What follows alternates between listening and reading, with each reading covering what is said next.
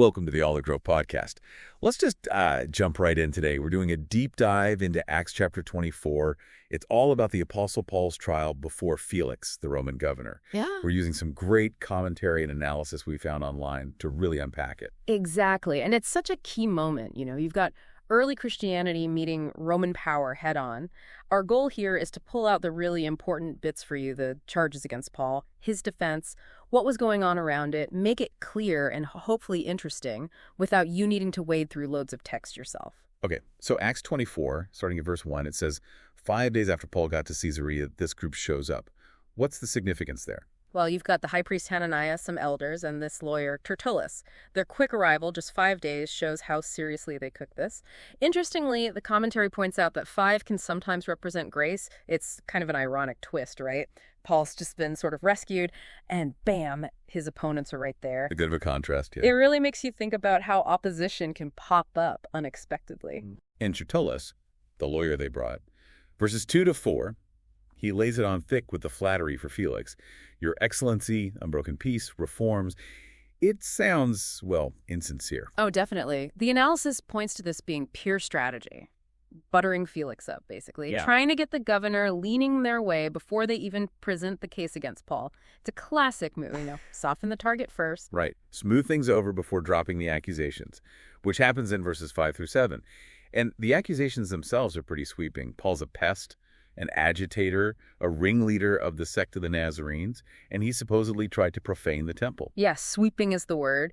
Notice how general they are. There's no actual evidence cited, no specific dates or events. Calling someone a pest, that's just name-calling. Agitator, same thing. It's about painting a bad picture. And the sect of the Nazarenes bit. That's their label for Christians, followers of Jesus. It's dismissive, and the temple charge sounds serious, but again, Tertullus gives zero details. It's all smoke, no fire at this point. He also complains about Lysias, the Roman commander, stepping in and taking Paul. Like they were annoyed they couldn't deal with Paul themselves. Exactly.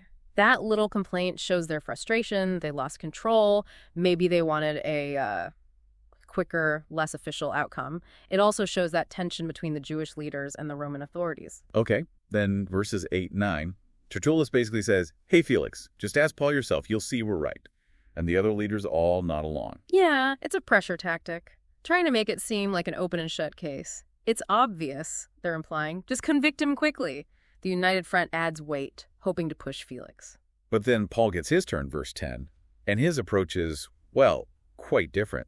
He starts respectfully acknowledging Felix has been judged for a while. Why start there? It's smart. Paul's countering the flattery and emotion from Tertullus with respect and reason.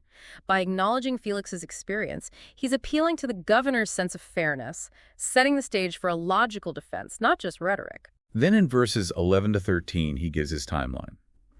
Only 12 days in Jerusalem and just to worship. He denies arguing, causing trouble, and crucially says they have no proof. Our source mentioned something about the number 12 here. Right.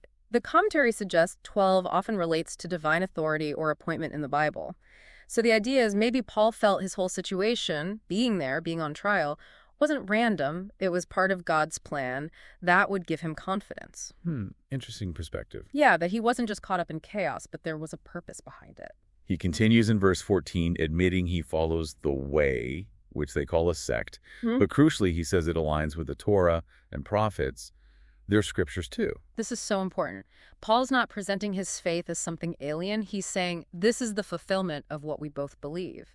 He's rooting it in their shared heritage, pushing back against the idea that he's some kind of heretic leading a breakaway group. He's saying we're on the same foundation. Exactly. Then verses 15 and 16, he talks about the resurrection hope for everyone, righteous and unrighteous, which he says they also believe in. And this hope motivates him to keep a clear conscience. Right. Another point of connection. He's finding common theological ground and linking that hope directly to his ethics, his desire for a clear conscience before God and people that strengthens his claim to integrity. It counters the agitator image. Makes sense. He's basically saying his core beliefs should lead to good behavior, not troublemaking. Precisely. The source even mentioned Ephesians 4 having practical advice on living that out. Then Paul explains why he was even in Jerusalem, verses 17 to 19. After years away, he came back to prepare gifts for his people and to make offerings. Yeah, providing context. He wasn't there to stir up trouble. He was doing religious duties, acts of charity. He points out he was ceremonially clean, wasn't causing a scene in the temple courts. And then, the kicker, where are the guys from Asia who actually started the fuss? They aren't even there. That's a huge point for his defense. If there were actual witnesses to this supposed temple incident, why weren't they brought forward? It makes these current accusers look like they have other motives. Which leads right into verses 20 and 21. Paul challenges them. Tell me what crime I committed before the Sanhedrin, your own council. Yeah, he narrows it right down. Except, he says, for that one thing I shouted, it is concerning the resurrection of the dead that I am on trial before you today. Boo! He cuts through all the other stuff, the vague charges, the temple accusation, and says, this is what it's really about, my belief in the resurrection. He knows that's the theological nerve he touched, the real source of their hostility. So how does Felix react? Verses 22 and 23, he apparently knew something about the way. He puts things on hold, says he'll wait for Lysias the commander. Yeah, Felix postpones. Probably a political move. He knows a bit about Christianity, maybe enough to realize it's complicated. He doesn't want to upset the Jewish leaders, but maybe he's also hesitant to condemn Paul outright. The commentary we read described Felix as cruel and immoral, and notes his name means pleasure. Suggests self-interest is key. So likely not acting out of a pure desire for justice. Probably not. He keeps Paul in custody, but gives him some freedom, lets friends visit. As for why God allows this delay, this imprisonment, well, sometimes God's plans unfold in ways that seem difficult or unjust to us at the time. Right, part of a bigger picture we don't always see. Exactly. And then verse 24, Felix brings his wife Drusilla, who was Jewish, and they summon Paul. They want to hear about faith in Jesus Christ. Yeah, Felix calls Paul in again. Now, the commentary suggests Felix, being a politician, might have had, ulterior motives. Maybe curiosity, maybe trying to figure Paul out for political reasons. Could be. But Paul gets an audience. What does he talk about? Verse 25 says righteousness, self-control, and the judgment to come. Not exactly light conversation. Paul goes right to the heart of the gospel's implications. And Felix's reaction. Fear. He tells Paul to leave, saying he'll call him back when it's convenient. It's a powerful reaction, isn't it? Paul's words clearly hit a nerve. Righteousness, self-control, judgment. Maybe not things Felix wanted to think about too deeply. It's like the truth made him uncomfortable, so he shut it down. A very human reaction, unfortunately. Very. The commentary drew that parallel, how people sometimes react when confronted with God's truth. Verse 26 then reveals this inner conflict in Felix. He's shaken by Paul's message, but also hoping Paul might offer him a bribe to be released. Ah, yes, the mixed motives.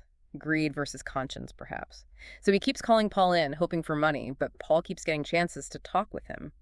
It's kind of amazing, isn't it? God using Felix's greed to give Paul repeated opportunities to share the gospel with a Roman governor. It really is. It shows how God can work through even flawed human desires. And notice Paul, he doesn't seem to compromise his message or try to, buddy up to Felix first. He just speaks the truth. Real integrity there, even with potential freedom on the line. Absolutely. So the final verse, 27. How does it end? Well, this goes on for 2 years. 2 years. Yeah, a long time. Felix keeps Paul there. He hears the message repeatedly, but apparently never accepts Christ. And when Felix is replaced by Porcius Festus, what does he do? He leaves Paul in prison as a favor to the Jewish leaders. Ugh. Political expediency wins out over justice. Paul's innocent, but remains jailed to keep the locals happy. The commentary rightly draws a parallel to the injustice Jesus faced, condemned despite innocence. But even then, the takeaway is Paul didn't stop. Even in prison, he continued his mission. That's the enduring image. Paul's faithfulness despite the circumstances. It's quite a story. Really makes you think about justice, power, faith, how people react to truth. Definitely. These events from nearly 2,000 years ago still have so much to say to us. Now, speaking of enduring faithfulness and helping others, before we wrap up this deep dive, we really want to share something important with you about Enduring Freedom Ministries. Their work is, it's incredibly practical and vital. Each month, they're out there providing essentials for people who are really struggling. We're talking a hot meal, groceries to take away, clean clothes, even a haircut and a chance to do laundry. It's comprehensive care, meeting immediate needs with dignity. And here's the thing, it costs just $4. $4 a month provides all of that for one person. So if you're listening and you feel moved to help, please consider donating just that small amount each month to Enduring Freedom Ministries. It makes a huge difference. We'll put a link in the show notes for you. And related to that, there's a fantastic book called Misfits for Jesus, True Accounts of People Experiencing Jesus. Hmm. It's full of powerful, true stories about how God is working through and during freedom ministries, really changing lives in miraculous ways. Quite inspiring. Yeah, it really is. You can find Misfits for Jesus on Amazon. And, just a quick note, Heartland Media LLC, our company, is part of the Amazon affiliate program. So check out the book and consider supporting the ministry if you can. Okay, thanks for letting us share that. As we close out today, we also want to invite you to subscribe to the Olive Grove Podcast over on YouTube. Just search for Olive Grove Podcast, all one word, and you'll find us there. We really hope this look into Acts 24 has been insightful for you, digging into Paul's trial. Definitely. And for a final thought today, maybe reflect on this. How do those themes we saw, justice versus political power, faith holding firm under pressure, the courage it takes to speak truth, even when it's uncomfortable, how do those things still play out today? Good question. How does this ancient story of Paul and Felix echo in our own time? Something to think about.